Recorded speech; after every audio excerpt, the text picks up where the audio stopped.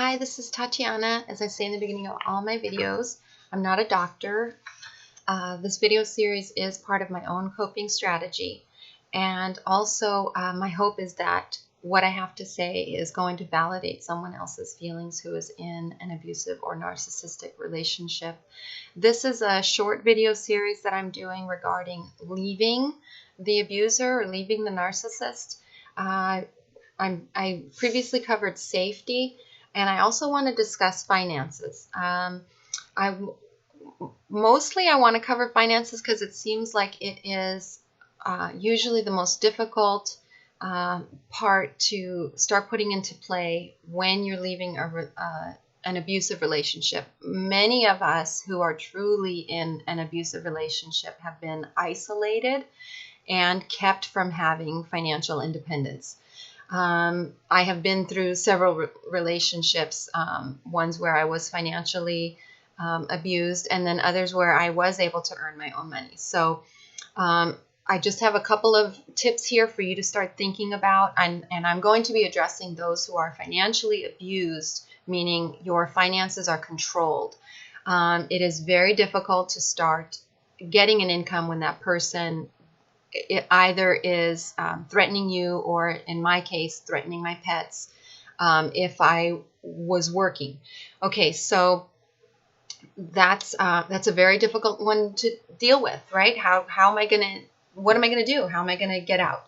Okay, so the first thing that you want to do is figure out how to get a private mailing address. So the first thing is to either have a trusted friend, if you need to, and your employer knows, to request that you have mail sent to you at the office. Really keep safety in mind, but if you can get a private mailbox, that is ideal. I know that you got to figure out some way how to, maybe chintz a little bit of money here and there from the grocery budget, whatever you need to do. But if you have family, that's great too. But get a separate address. So the first thing that I'm going to recommend to you is, if you don't already, get food stamps, whatever it's called in your state. Here in the state of California, it's called Medi-Cal, and CalFresh, I believe. CalFresh is what the food stamps are called. So you're going to have to figure out how to get to the offices, and it does take a while, like here in Cali, maybe half a day. So if you can figure out how to do that, but there is also a way to apply online. So do your research if your state has online, and you're going to need an address. So, and actually, no, I have to take that back, because here in the state of California, if you don't have an address, you can have things mailed to that food stamp office. For example, if you're homeless, you need a place to receive those food stamps, and so they will act as your mailing address. It's up to you to figure out how you can do that. But number one, get that mailing address, get food stamps. Even if you just have money for food, that is going to be huge. The second benefit is that if you can get that Medi-Cal benefits, you can medical. Here in California, it's called Medi-Cal. But you automatically, when you sign up for the food stamps, they're going to try to figure out how to get you medical benefits. And that way you can get psychological counseling. If you're able to do that, that is super beneficial. Who knows? Maybe the person that you're with won't have a problem with you signing up for that. I don't know. You know the situation that you're in. Number one, keep your safety in mind. The second thing that I wanted to say is, how do you actually get your own debit card or credit card?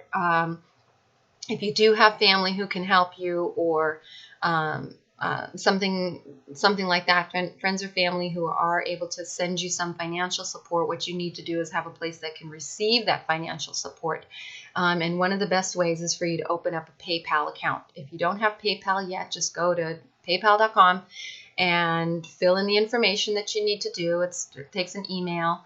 And then what you do is, after, I can't remember how long it was, a few days or something, you can apply for a PayPal debit card. And this is one of the ways that I was able to start getting finances when I was stuck in that last relationship where I was completely financially strained, was to get that PayPal debit card. And I think it only took about 7 days for it to come in the mail. And like, seriously, I had no money, but I did have money in my PayPal from some freelance writing I had done. So I had like money for food, which just, yeah, if you've been hungry. So anyway, you can get the PayPal debit card.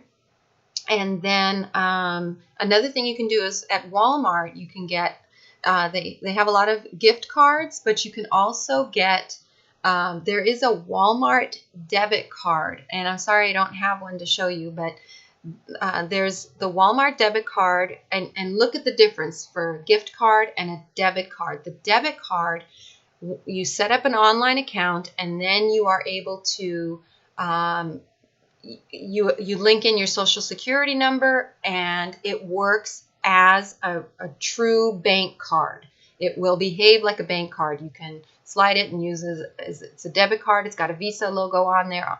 So you can get one of those, and that one took maybe about a week or so, but that's a fully legal, usable debit card. And both, I believe the Walmart debit card, I've never done it, but apparently you can deposit money on it, or you can go with someone. And I have done this. You can go to Walmart, slide it, and the other person can slide their payment card and transfer funds onto your card. PayPal and the PayPal debit card are great because you can you just send an email, and it teaches you how to do it. You can send the email to the other person, and then that person can send you money, and there's no Western Union. You don't have to go somewhere. You can do it literally through your email.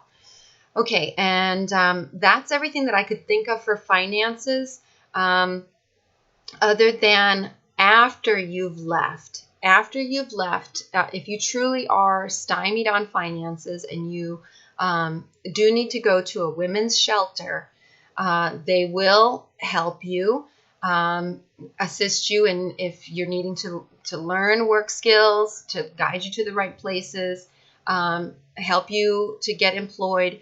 But that's going to be after, maybe a couple weeks or a month of just making sure you're safe and getting you mentally out of that abusive relationship.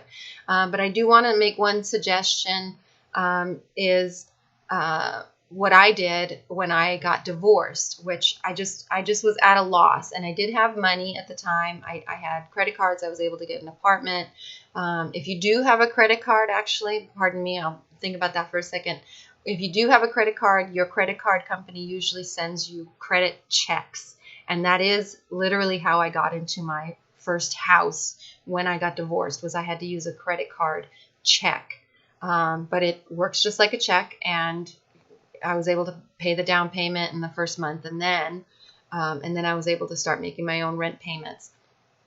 But one of the things that I recommend for you now to start thinking about if you're planning on leaving and need to start a new life is to truly start considering going to college. There is, if it's a community college, you can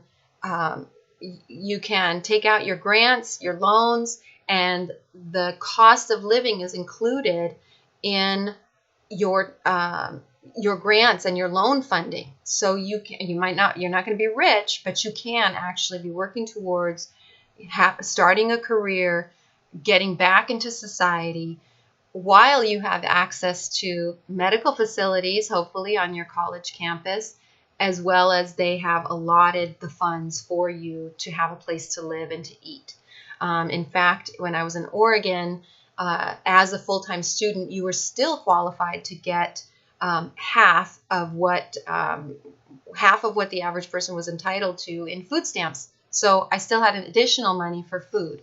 It was the best thing that I did when I got divorced, was I just hopped right back into my career and continued with school, and was able to afford a place to live and eating while getting an education. Now, the reason that I'm bringing this up regarding if you're making a plan to leave is that it does take a while for that process to start. So if you're even thinking about leaving, why not go ahead and fill out your FAFSA? That's FAFSA.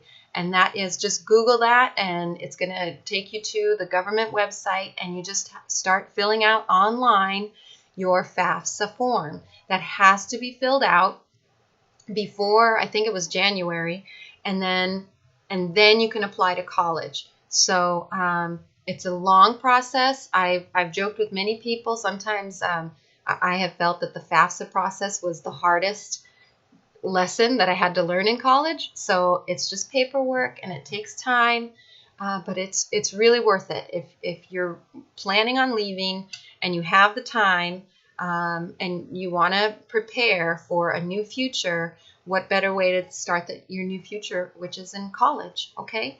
So truly consider it, investigate it, stop by your college campus and ask them, do I qualify for anything? How can I do this? And truly, if you are in a financially abusive situation, you probably qualify.